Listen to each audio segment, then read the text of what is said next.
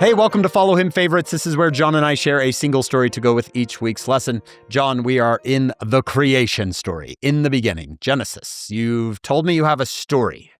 Yes, I do. It's about a painting. Elder Richard G. Scott and President Henry B. Eyring do watercolors. President Packard did amazing art with birds and things.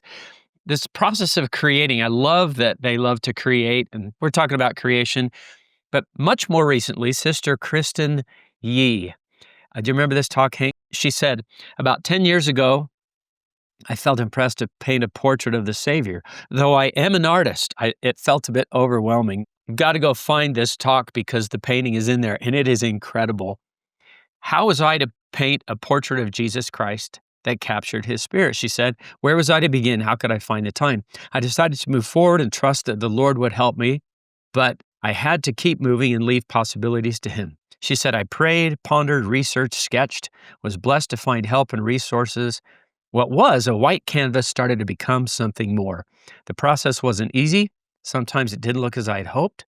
Sometimes there were moments of inspired strokes and ideas. And many times I just had to try again and again and again. When I thought the oil painting was finally complete and dry, okay, hang on to your chair, Hank, I began to apply a transparent varnish to protect it from dirt and dust.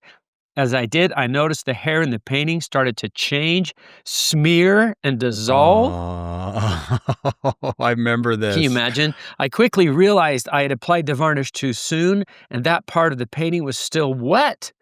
I literally wiped away a portion of my painting with the varnish. Oh, how my heart sank. I felt as though I had just destroyed what God helped me to do. I cried and felt sick inside in despair. I did what anyone would do, typically in a situation like this. I called my mother. She wisely and calmly said, you won't get back what you had, but do the very best you can with what you've got.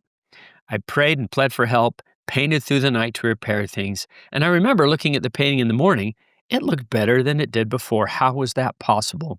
What I thought was a mistake without mend was an opportunity for his merciful hand to be manifest. He was not done with the painting, and he was not done with me. Isn't that a great story?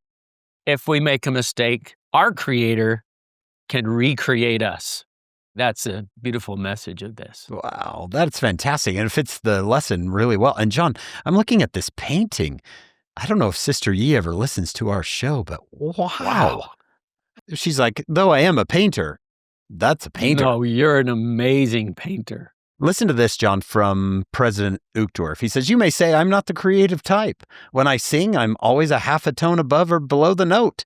I cannot draw a line without a ruler, and the only practical use for my homemade bread is a paperweight or a doorstop. If that is what you feel, think again. And remember that you are, and he's talking to women, but you are spirit daughters, and we could add sons, of the most creative being in the universe. Isn't it remarkable to think that your very spirits are fashioned by an endlessly creative and eternally compassionate God? He goes on later to say, if you feel incapable of creating, start small. Try to see how many smiles you can create.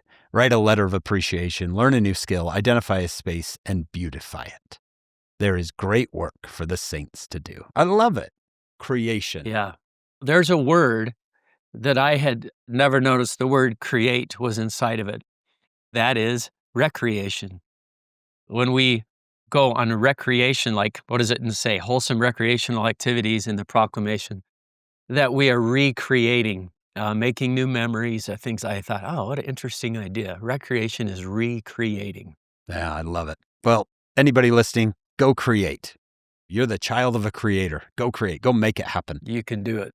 Also, join us on our full podcast. It's called Follow Him. You can get it wherever you get podcasts.